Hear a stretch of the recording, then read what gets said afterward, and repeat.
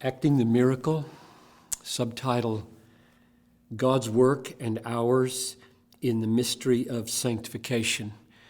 David Mathis and I have gathered together the contributions of Kevin DeYoung, Ed Welch, Russell Moore, and Jarvis Williams from a conference we did on sanctification, and a couple of motivations behind the book and where it went.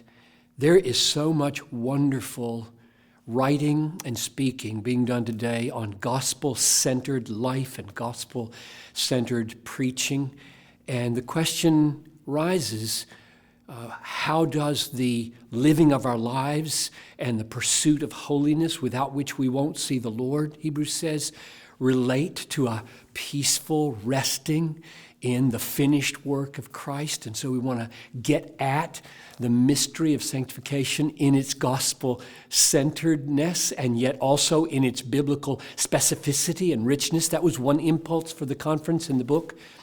And the other was, my own personal wrestlings with biblical teaching about things we ought to do that are God's will, and how the ought and the commands of the Bible relate to the is and the finished work of Christ.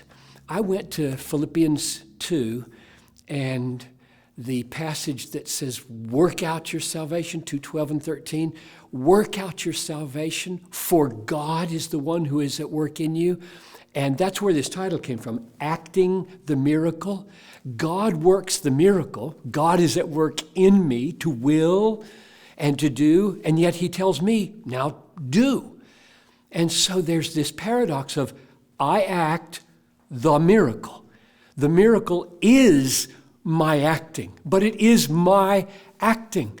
And what is that experience like? That's what this book wrestles with. So I invite you into that wrestling with, how do we rest sweetly in the gospel, and how do we then act the miracle of God's work in us so that we reflect his holiness in the world?